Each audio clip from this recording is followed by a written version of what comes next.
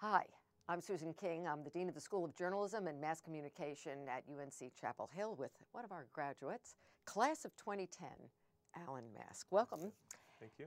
And so I like to brag that this is the best school on campus because you can do anything. Absolutely. Now, you have done everything. I don't know that that's true. I can't, in 2.5 years. Yeah.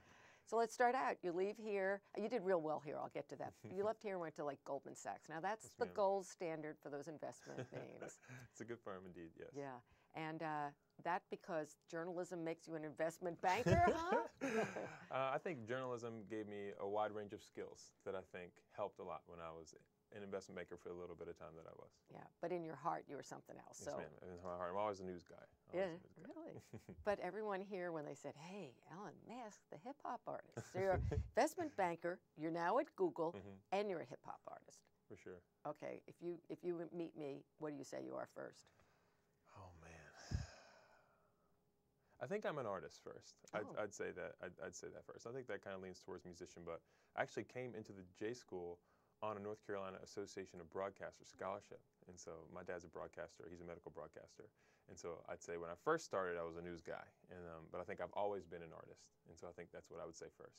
So the news guy, did he get nurtured here? Did he get turned off here? Tell me. Because it's a time of change in news. For sure, for sure. I don't think anything was ever turned off. I still tell people to this day, my favorite class here was news writing. My favorite professor was Donald Shaw. You know, I don't think I'll ever have another class like that again.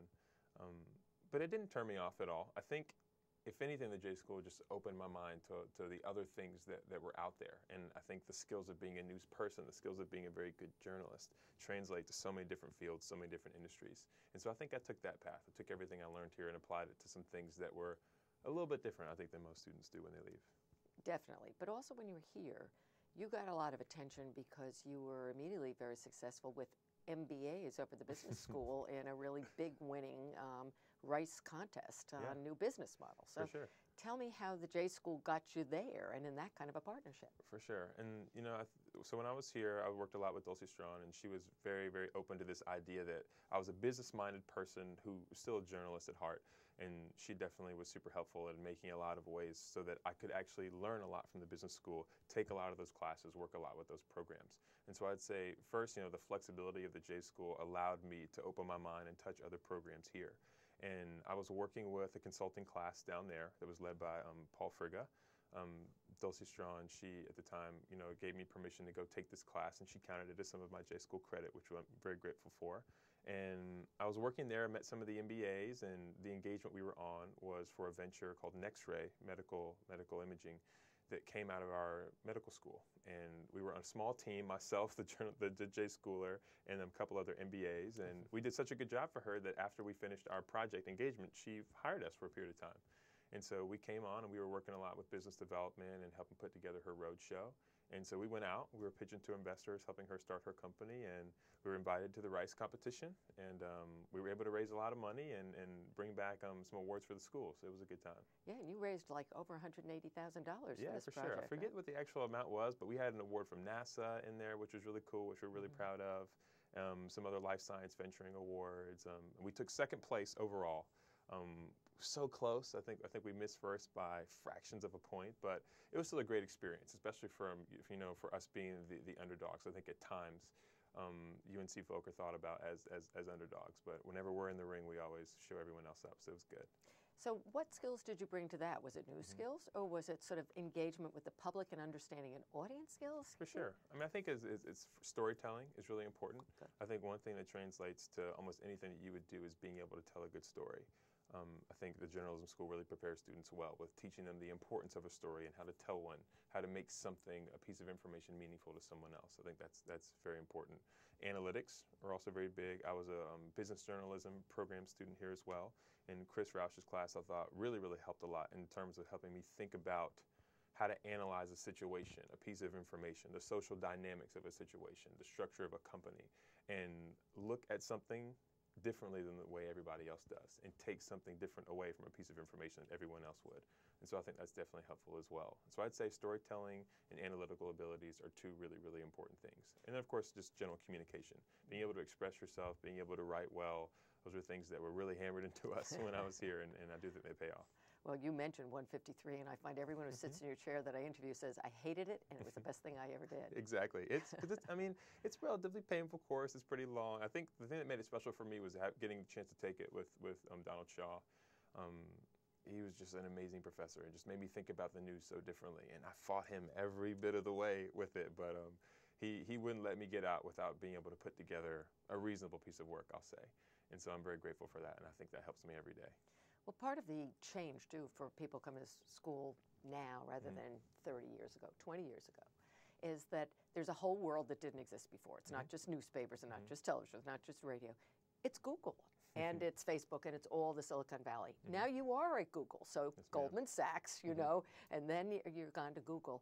What is it that you bring there, and what is it you have to think about there? What is the work that they are doing that you're engaged For in? sure. So specifically, I've had a couple of different roles at Google. The role I'm in now is I sit on the Android marketing team. So I work on a product called Google Play, which is our entertainment service offering. And our job is basically to take that to market and help develop that product and help it mean something to people. And so since it is a marketing role, there were a lot of marketing related things that I learned here in my advertising classes here. I mean, even in my straight ahead journalism classes, my economics reporting class, my news writing class, being able to, like you said, storytelling, take a piece of information to a user, take an actual product to market.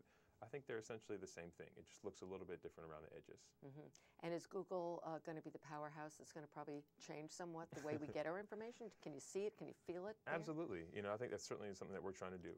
I think the heart of the company is really organizing the world's information to make it useful for anyone who comes in contact with information. And so something that we're really focused on, something we're trying to do every day. And I think as you'll see technology evolve, you'll certainly see Google evolve, and the users will be at the front of everything we do always. And so if there's change happening, hopefully we'll be at the front of it. Yeah, well, you've been at the front of it for me. But let's get to your Awesome. first love.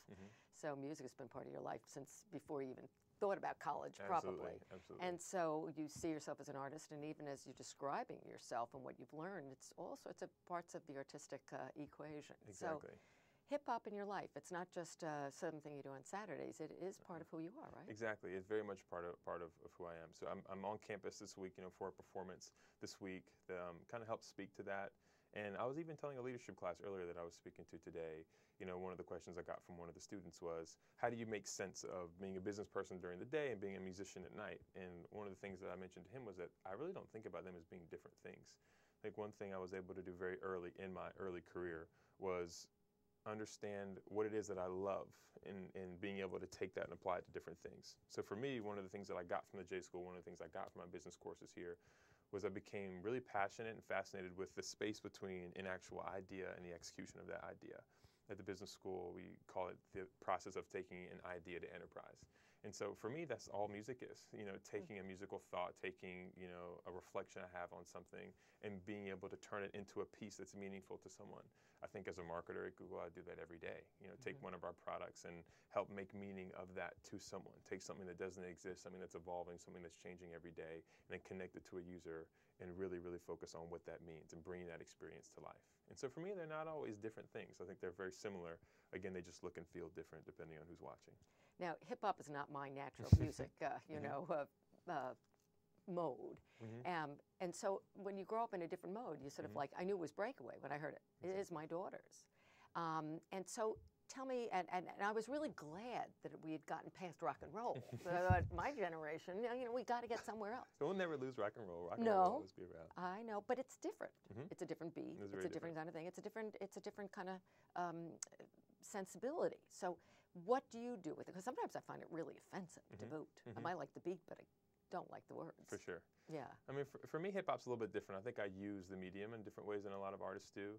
So for one thing, you mentioned like the fact that a lot of it's offensive. Like there are no expletives or no curse words, in any of the music that I or my team produces. And so I think that's the first thing. When I chose hip-hop, as a musician, I studied music here as well. I was a music minor here. And when I kind of chose a musical direction for myself as an artist, one of the reasons that I looked a lot at hip-hop was it's so explosively expressive and creative. I think you can abuse that, and I think that sometimes you can take that and put your art in front of someone and have it more offend them than inspire them. But one of the things I'm really trying to do is take that really explosively creative medium and do something different with it. Help people think about things differently. I think you'll see in the piece that I'm doing this weekend I wrote something on Black history. So they asked me to come talk. I asked them if they were okay with me performing a piece of music. And they said, yes, absolutely. And so I'm doing something a little bit unique where I'm taking some pretty aggressive and sometimes radical ideas and reflections and then putting them into a piece that are supposed to open people's mind and make them think about something a different way. And by using something like hip hop, which you may not be as used to, and then doing something unique with it anyways, sometimes can create a different experience for you than if we got up and were to even play a rock song. Even like a radical rock song, like a Bob Dylan song, I think this piece will do something even beyond that, just because so many people are unfamiliar with the art form and the way we're using it. Well, and I do find it catches my attention often. Can you share any of it, a couple of lines of it? Can you? I don't want to put you on the spot, but of course I just did. I probably will save some of this piece for the weekend. Okay. It's a little bit unique. I think I've been working on this one for a little bit of time because I really wanted to dig into it. And I've never done anything like this, like the piece that I'm actually doing. And I'm really, really intent on letting it live within the actual space.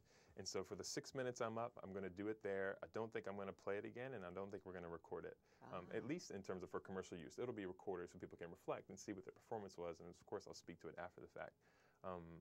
But I'm going to let the initial piece live where it is, and maybe we can talk about it again after. All right, but we'll link to it. So that's right. The people who are listening now can get it. But absolutely. Just tell me, do you see yourself really, is this direction where you want to go? That hip hop is it? That's the bigger quest for you? Or music is the bigger For sure. quest? I mean, I wouldn't oversimplify it and say that. I think at this point, I'm just really trying to take advantage of all the opportunities that I have before me. I think that's one thing that J-school really taught me. And even just the ever-changing nature of news.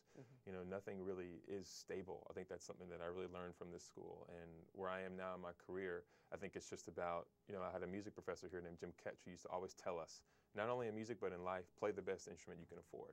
And so I'm just trying to take advantage of the best opportunities that come my way, learn as much as I can, and hopefully at some point I'll be able to do something of meaning with that will touch someone's life or change someone's life. So whether I'm doing that now or whether I'm doing that in the future, I'm not 100% sure where I'll come out, but I think that the thesis will be the same.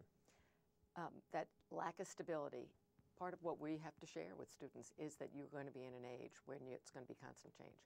But you have a confidence, and you seem to have a real balance sort of in there. Where does that come from? How do you understand that to deal with all this instability and head straight ahead? For sure. I mean, I think the first thing you have to do is think about why people are scared of it. I mean, I think change is something that can be overwhelming to a lot of people. But one of the things we were taught at the J-school is to don't think about things the way other people do. You know, as a news person or as a person working with information and synthesizing information, you have to take things from a different angle. And so why not look at change that way? It's something that I think we should use as an asset versus something that we should use as some obstacle or some, you know, like insurmountable challenge. And so for me, the fact that things are changing every single day, I use that to our advantage. We as Googlers use that to our advantage. I mean, we have products that change every single day. We're in a marketplace. I was telling the students, you know, that I was speaking with this morning, you've heard the expression, we're trying to fix the plane while it's in midair. Well, we're trying to build the plane while it's in midair, which is really a major challenge. And so I think the first step is really thinking about it as not a bad thing. This is a great thing. And if we can, like I told them this morning, navigate ambiguity well, if we can be very resilient in the workplace, and you know we can adapt quickly and move quickly, make decisions, right decisions quickly, that's going to set us aside from other students and set us aside from other nations, from other industries. And so I think that's the first thing, is just thinking about change itself in a different light. And the best part of students like you and graduates like you is you keep teaching all of us who are here. So thanks for coming, Alan. Absolutely. Graduate 2010, Yes, on his way forward. That's and right. We'll be watching. Thank you so much. I appreciate the time.